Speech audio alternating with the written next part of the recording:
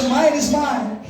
Mama Freedom atwewanira kagambye nti owange wange. Say, mine belongs to me.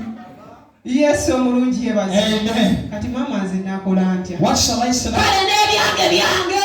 Mine is belongs to me. N'ebyange biki?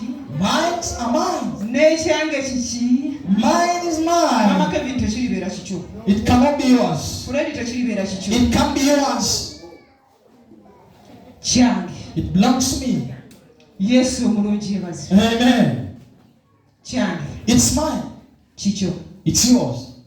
Yadde nga wasobola kubeerawo ebbanga. But it can make it. Yadde nga wasobola kubeerawo ebiro. Mwana wa Katonda nga waliwo akutta kikyakizanyiramu. Waliwo agezezza kikyakitabaliramu. Naye basebo ne bannyabo. Waliwo omukono gwa Katonda gw'amaanyi ogugenda kumuzitoowerera. Awunzike ng'akitadde. Kibalusinga kikondire. Kikyo kikyo. Because it is yours. Yesu omulungi yebaze. Amen. Ebintu olumu tubirabanga ebyokusaala. Sometimes we see things that are joking. Kubanga Because ababulizi b'enjiri bamanyi butusudiya. evangelists, they know that we just exaggerate Naye things. ebiseera ebimu nze njogera ku mazima ge mmanyi. By the time I talk about the truth, I know. Bwe nkugamba nti ggwe alumbiddwa emizimu Katonda alokolera If you have been attacked by demons, God can deliver you. kati ekyo mba sikugamba kusaakaanya. It's not like just a joke. Mba nkugamba kye ntegeera. I'm talking what about Kye what nalabako I know. n'amaaso. I have seen it. Yesu omulungi yebaze. Amen. Basebo ne bannyabo. Ladies and Waliwo gentlemen, ekintu ky'oyogera obwogezi. there's something you can Waliwo talk kye about. walalako. That's Waliwo kye wayitamu. That's what we Waliwo do. kyakutuukako. That's what we do. Nga bw'okyogera oyogera kyo. When you talk about it. Kati nze bwe mba njogera ku b'emizimu. Now when I talk about those who are oppressed by demons, Ababonyaabonyezebwa those who emizimu. have been oppressed by demons, Mba njogera kye mmanyi. I talk about what I know. Kubanga gyatubonyaabonya omwezi. Because I was once Kati oppressed by bwe mba them. nkugamba kitegeeza kye njogera mangi manyi. So what I'm talking about, I know what I'm talking about.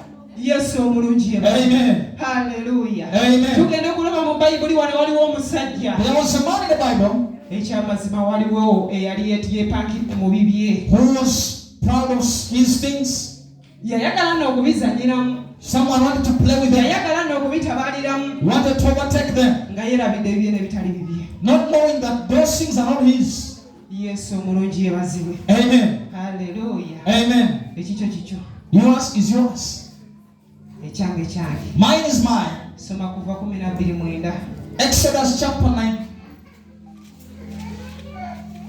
verse 9.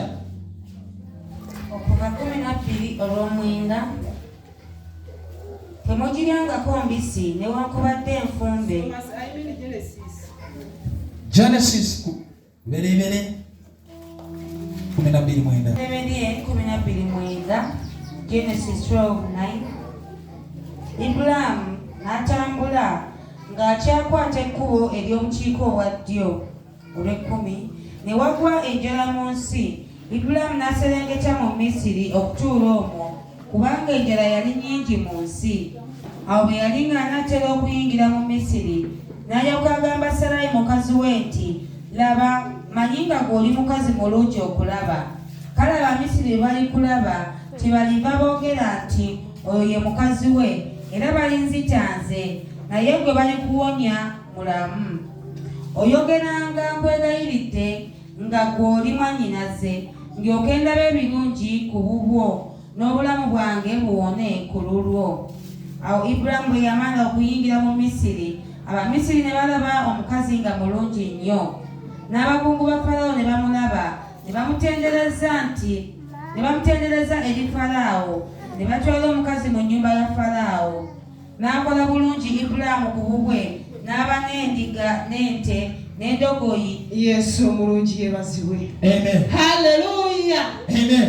Tulaba sitole y'omusajja. Let Abraham come out of a place. Naye wakati mu lugendo ng'atambula. And in the midst of the journey, Ng'alina ekyebbeeyi he kye. had his precious Nga wife. Fuledi w'alina ekikye. As Fred as his. Omusajja ono yalabanga mukazi we mulungi. So this man saw that the wife was so beautiful. Naye ng'akimanyi nti bwe banayitanga ku gasajja agali You know tegenda that whenever they kulemagogera fight kigambo. some men, they must talk something. Musajja gwali wano wali obaddeko wonefuluma mu nnyumba ng'olaba mukazi wanyumye. Have you ever seen your wife that is Naawe so beautiful? n'otandika muli okweraliikirira. You also feel somehow discouraged of it? Kyali kikubaddeko.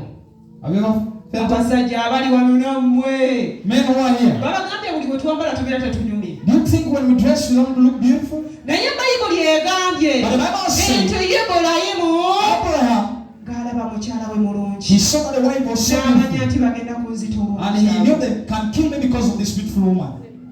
n'asalawo okuwaayo mukyala we So he decided to take his wife, si mu kwagala to give out the wife, naye not in love, ng'ataasa obulamu bwe but just to deliver himself. n'amugamba And he said, nti bwe tutuuka eri if we reach in Egypt, bagambe nti ndi mwannyoko introduce me as your brother. bagamba nti ndi bbaawo Don't say I'm your husband. kubanga bw'onoyogera nti ndi bbaawo Because if you talk about your bagenda husband, kunzita bakutwala they can kill me. olw'obulungi bwo